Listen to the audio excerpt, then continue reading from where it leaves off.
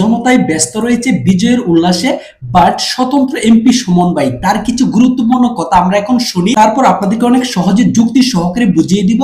এরপর সুমন ভাইয়ের প্রশ্নের জবাব আপনারা পেয়ে যাবেন।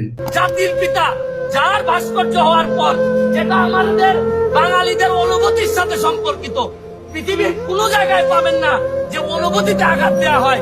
আরে আমাদের মহানবী মুহাম্মদ মুহাম্মদ সাল্লাল্লাহু আলাইহি ওয়াসাল্লাম তো কোনদিন ধর্ম প্রচার করতে গিয়ে কারো অনুভূতিতে আঘাত দেন নাই। সুমন ভাইয়ের কথাগুলো আমরা সকলেই শুনতে পেয়েছি। সে কি বলতে যাচ্ছে আমাদের আর বোঝার কোনো বাকি নেই। আমরা এটাও জানি বাংলাদেশ হচ্ছে গণপ্রজাতন্ত্রী বাংলাদেশ। শুধুমাত্র বাংলাদেশের মধ্যে আওয়ামী লীগ যে একটি দল এটা কিন্তু না, এই বাংলাদেশের মধ্যে কিন্তু আরো অনেক দল রয়েছে, জাতীয় পার্টি রয়েছে, বিএনপি রয়েছে, জামাতে ইসলাম রয়েছে এবং অনেক স্বতন্ত্র দল রয়েছে।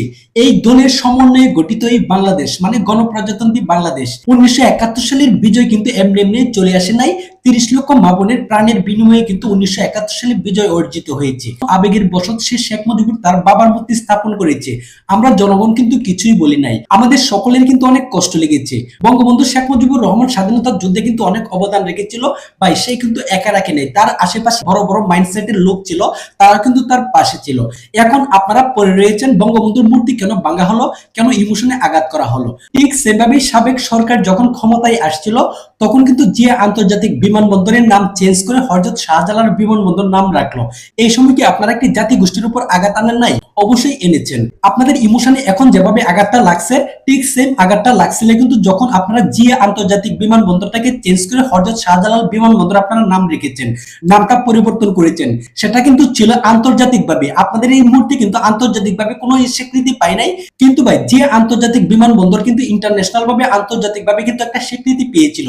সেই নামটা আপনারা বিশ্বর মধ্যে আপনারা মুছে দিয়েছেন। তার কি এই দেশের মধ্যে কোনো অবদান ছিল না? তখন তো আপনাদের খুব ভালো লাগছিল। একটি নেতার নামকে এভাবে ইন্টারন্যাশনাল ভাবে আন্তর্জাতিক ভাবে যখন মুছে ফেলা হয়েছে তখন আপনারা কোনো প্রশ্ন করেন নাই। এখন কেন প্রশ্ন করছেন? আপনাদের কোনো বিবেক নেই। আপনাদের কাছে যা শিক্ষা পেয়েছে তাই কিন্তু জনসাধারণ আপনাদেরকে সেই শিক্ষার পিছনে তারা কিন্তু কাজকর্ম চালিয়ে যাচ্ছে। একটি বিষয় অনেক মনোযোগ দিয়ে লক্ষ্য করবেন, এই বাংলাদেশ যতদিন টিকে থাকবে ততদিন কিন্তু শেখ মুজিবুর রহমানের নামটা সকলের অন্তরে থাকবে। এজন্য ভাই মূর্তির কোনো প্রয়োজন নেই। বাংলাদেশ যেহেতু একটি মুসলিম দেশ, এই দেশের মধ্যে মূর্তি স্থাপন করা কিন্তু ভাই ভালো না।